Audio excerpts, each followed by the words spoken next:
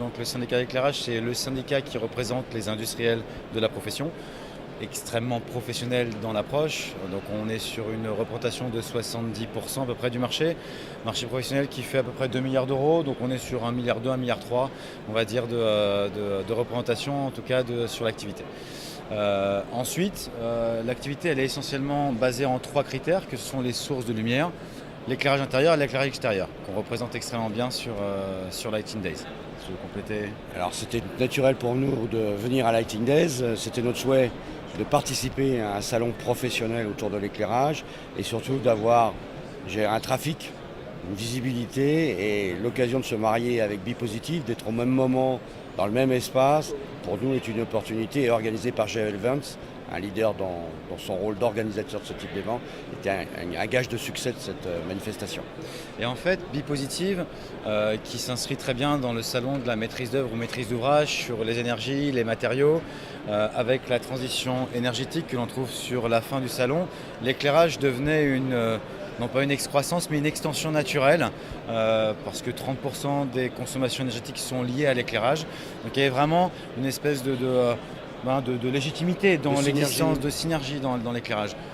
Encore une fois, c'est des choses qui se créent, Bipositive existe déjà, Lighting Days vient se greffer, donc le trafic du visiteur et comprendre un peu la démarche, elle débute uniquement. Hier était la première journée, c'était un petit peu embryonnaire, aujourd'hui excellente journée, donc ça donne quand même d'excellentes perspectives pour ces synergies entre Bipositive et Lighting Days.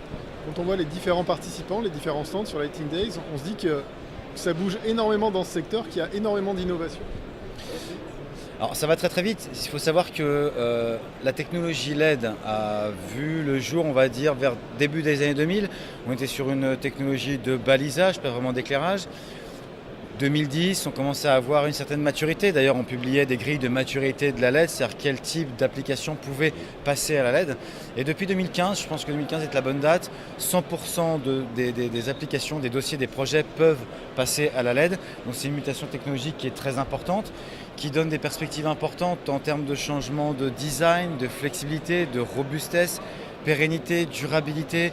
On peut apporter une espèce de dramaturgie lumière un peu dans tout, c'est un produit d'intégration, donc c'est magique. En revanche, il faut l'encadrer, c'est-à-dire que la pédagogie n'existe pas, peu ou prou, et c'est ce qu'avec le syndicat on essaye d'apporter via notamment la charte LED que vous voyez derrière nous, qui est on va dire une charte d'engagement de nos adhérents, dont la technologie, l'investissement, la R&D, le temps ne fait plus, il n'y a plus de débat. Je pense que c'est quelque chose qui est extrêmement établi, mais on se doit d'être pédagogue vis-à-vis de la maîtrise d'œuvre et d'ouvrage qui nous entoure, le client final comme toute la chaîne de valeur. Donc la charte LED vise à quoi? Vise à définir une vingtaine de critères qui encadrent la technologie LED. Avant c'était peut-être 2 ou 3, aujourd'hui il faut l'élargir. On ne veut pas fixer des seuils, ce n'est pas l'objectif. Par contre, on veut être dans une démarche d'éducation, d'explication. Quels sont les critères importants? Les fabricants doivent vous les apporter si vous les demandez, mais ils doivent être présents. Parce que ces critères sont pertinents, si vous voulez, pour définir la qualité d'un éclairage et donc la qualité d'un projet d'éclairage. Donc c'est un instrument de dialogue entre ce que veut le client, d'une manière sensorielle, et nous, ce que rationnellement nous pouvons offrir avec nos systèmes. Parce qu'on parlait de la LED, mais aussi on est croisement avec l'intelligence. On parle de l'intelligence artificielle, nous on parle de l'intelligence du système, c'est-à-dire qu'avec des capteurs de son environnement, détection de présence, détection naturelle, la lumière naturelle, on est parfaitement intégré puisque la LED lui-même est un produit électronique. Donc sur la même carte, nous avons l'intelligence embarquée, nous avons les capteurs d'environnement embarqués et la gestion de la lumière en fonction, et c'est ce que nous donne aussi la LED, c'est on sculpte la propre lumière que l'on veut à l'endroit où on est, au moment où on le veut. C'est ça cette liberté, on ne dépend plus d'une technologie comme autrefois.